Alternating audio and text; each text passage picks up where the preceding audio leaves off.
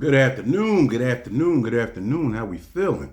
Woo, boy, with this red tie, because still is the president, so I want to show him some respect. A lot of times Republicans wear red ties, so hey man, I figured, hey, look, why not feel like a black Republican for at least 10 or 15 minutes, right? Hey, why not? And let's do the power boost suit with it. All right. So really quick, just want to say welcome back. Let's make sure we like, comment, subscribe. You know the old deal. You've heard it a million times. So, but today, hey, welcome to Trump's Tasty Tariff Tuesday. Let me see if you can say that a few times. So today, what happened was that the tariffs went into place on three countries. Well, that they're talking about. Who knows if there's others? But specifically, Canada, China, and Mexico. So let's see, because we went on CNN today and watching a lot of CNBC and MSNBC, but just wanted to get some facts without us delving too deeply into it, because if you listen to me, most likely you're a mature, intelligent adult. So I'm sure you either already know or you'll do further research. But first, hey, listen, what is a tariff? Just in case we got to explain to the kids why it's certain things we ain't gonna be able to buy them soon, because there's this tariff that has made stuff significantly higher, considering we get a lot of our goods from these three countries.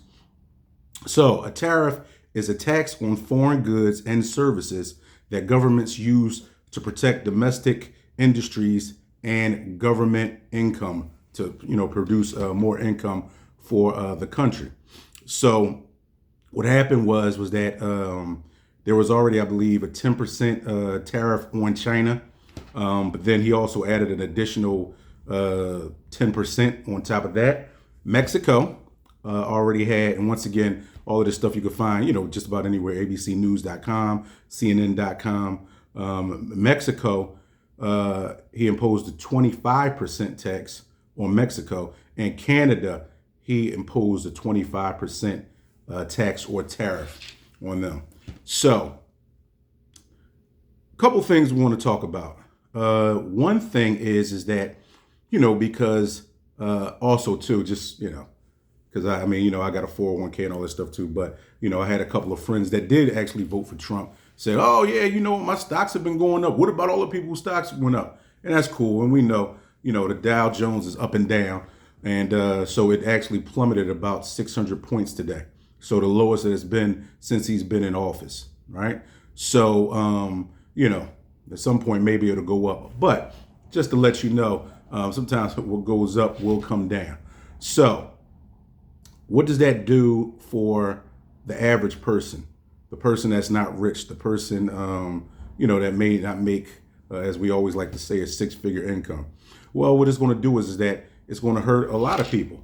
Even including me. I got like a running joke saying that, I've lost 6 pounds since since Trump's taken office. But no, realistically, you have a lot of people who, because even when, just like I'm sure when I go into the market, stuff as high as I don't know what. I think I went the other night, got some turkey, bacon, some water stuff. Anyway, I can't ever go in there without spending $50. All right. So that's one thing. Now, so where's the correlation and the tie-in with that? Well, even me, I didn't know. We get a lot of our agricultural goods from Mexico and some from Canada also. All right. So, a lot of different things like fresh fruits, even gas supplies. Right. So we already immediately know what the tie-in is with that. Even with some of our meats, we see that the meats are higher. I remember once upon a time, getting steak was like it was like a treat. Now getting steak is like a trick. You gotta, who you gotta pay off to try to get the steak. What do you need to do just to get a piece of steak? Steak is like $20, $30, right? So even chicken used to be like, yo, you know what I'm saying? We can eat chicken all day. You know what I mean? Chicken, high as the sky. We bought some chicken the other day. I think I paid like $15, $16 for it. Right. So also, so it's basically like, with this type of economy, everybody should be in shape, right? Or getting themselves in shape because, you really can't afford to overeat anymore. Right. So you think about it. Because a lot of times the government or whomever will tell you, hey, listen, or here are the things that are going on that are going to happen or whatever. And these things directly affect us. Like I said, agriculture, meats, gas, all of the things that we are paying out of the nose for already, right? So these are things that are going to affect not just another person over here or another person over here. It's going to affect all of us. Which brings me to my larger point of this is the reason why, and I know I've had this conversation with a lot of different people about the importance of voting. All right. And, some people just legit don't care. So you'll always get a percentage of the population that legit don't care. But the thing is that what about the care for everybody else?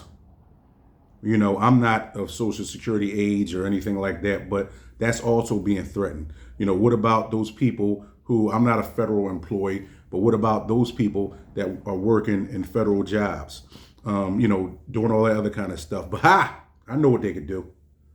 I know what they could do. If they said, listen, the IRS is not processing income tax refunds. Ooh, whoa.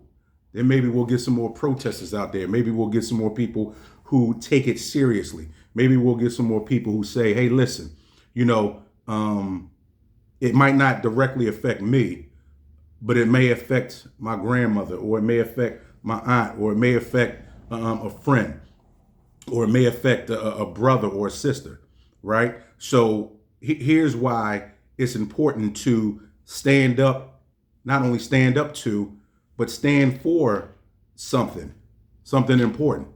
Okay. So, one of the other big pushbacks I used to get, because, I'll admit it, I'm a lifelong Democrat. So, we're not going to try to hide that or anything like that. But I hear people saying, oh, yeah, I'm an independent voter. I vote independent. Well, check this out. I don't even remember the last time an independent won anything, especially at the presidential lines of an election. So let's kill that. To me, that's almost like standing on a fence and not really standing for anything. Another thing I hear, which definitely has validity to it, is that blacks don't receive, what have the blacks received from the Democratic Party? And like I said, we're not going to delve too deeply into that. But what I do know is that there's one important thing to me that exists that keeps us all, for the most part, trying to do the right thing in society. Well, actually, two things. One, hope, because a lot of times you hope that whomever becomes the president, whomever becomes the leader of the free world, will do things not only to benefit American citizens and their families, but also to, selfishly benefit you, right?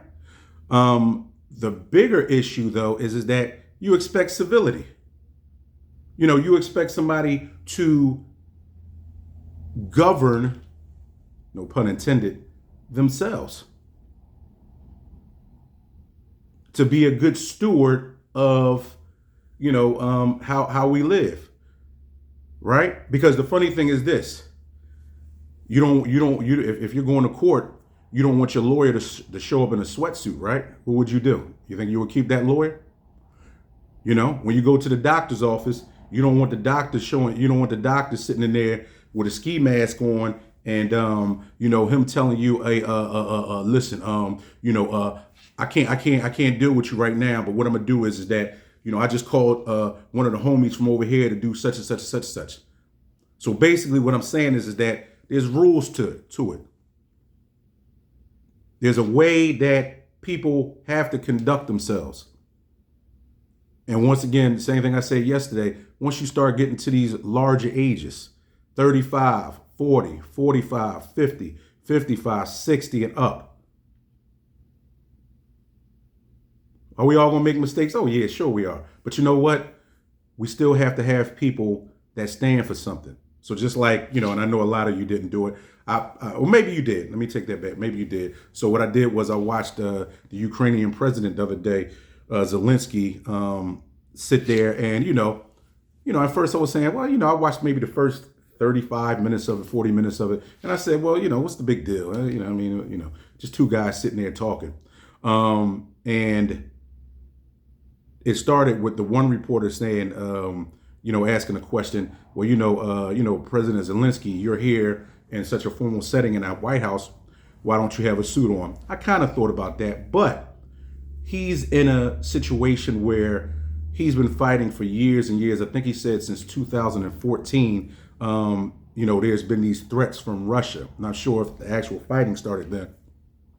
And I could tell that Trump was getting a little incensed once he said no. He kept trying to blame everything, Trump that is, on Joe Biden.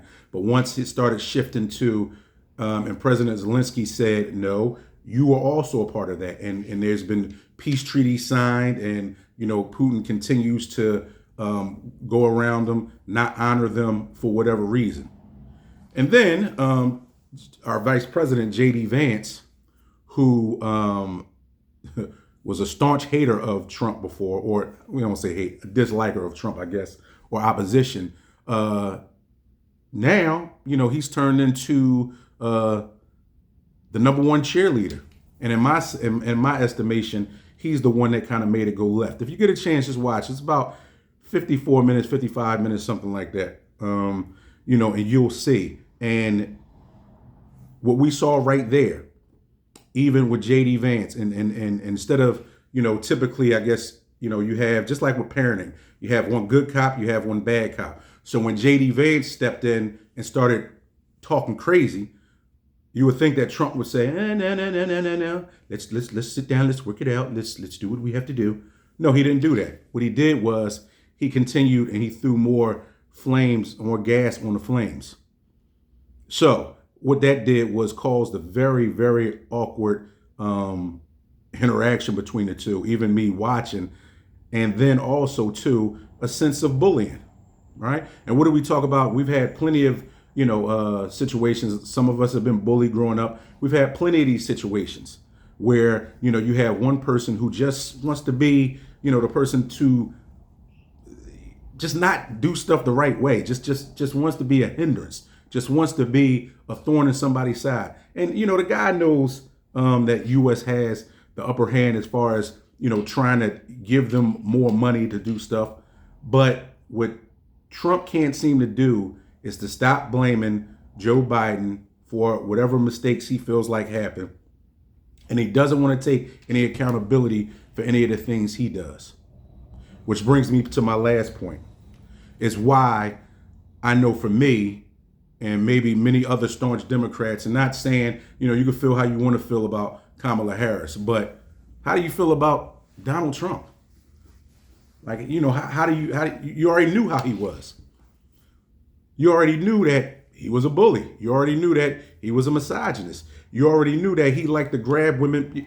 Hey, that was before, but still, right? So we already knew all of this, and for people to say, hey, look, I'm not going to go out and vote for some of our other brothers. I think they're blacks for Trump, or black men for Trump, or black Republicans for Trump, however it goes, because it's a free country. You got the right to do whatever you want to do. But, when you're voting for a guy like that, right, especially if you're black, because I get it. There are more white people in this country, I believe, with the stats show. So, okay, them voting for Donald Trump, hey, listen, it's not going to be that big of a surprise, right? Okay, cool. But here's the deal. As black people, what do you want to do? Why do we always have this? And I'm not talking to everybody, because I know a lot of us, I think about 87% of us did vote for Kamala, those that voted. But for the small percentage of you, my friends, who didn't, it doesn't make you any less of a woman or man. It doesn't make you any less of, as a matter of fact, you're probably one of those people who has way more money than I do, right? So, but the thing is that there still has to be some room for integrity. There still has to be some room for, hey, look, I'm going to do the right thing because you know what? I supposedly was raised to do the right thing. I'm supposedly trying to raise my kids to do the right thing. And I try to tell other people to do the right thing. But you'll vote for somebody that doesn't want to do the right thing. And what I mean by do the right thing is that you in this society, we all have to, at a point, act civilized. We can't act, for lack of better words, crazy. Because what happens when we act crazy? Then, eventually the next person act crazy, or we'll run into somebody that's crazier, right? And then what happens? Anarchy, issues, fighting, shooting. So, just in closing, I just want to say, hopefully some people, if he doesn't destroy everything within the next however many years, hopefully what will happen is that we'll be in a situation where we can make some changes, hopefully. And, we'll see, because we still got 3 years and 9 months. Sheesh. All right, yeah, so we still got 3 years and 9 months unless he, by some kind of way, gets impeached. But, we've seen even if he gets impeached, he doesn't get thrown out. So probably doesn't make much difference. But just something to think about the next time one of your Republican friends, tells you or lets you know, oh, we had to elect him because of the inflation. Oh, we had to elect him because of the immigrants just destroying everything. They're just getting away with everything. Oh, my eggs cost a lot. Oh, my gas costs a lot. How about this? Still costs a lot. So until next time, make sure you like, subscribe, comment. Tell me what you think. Even if you are a black Republican, I'll holler at you. Have a good one.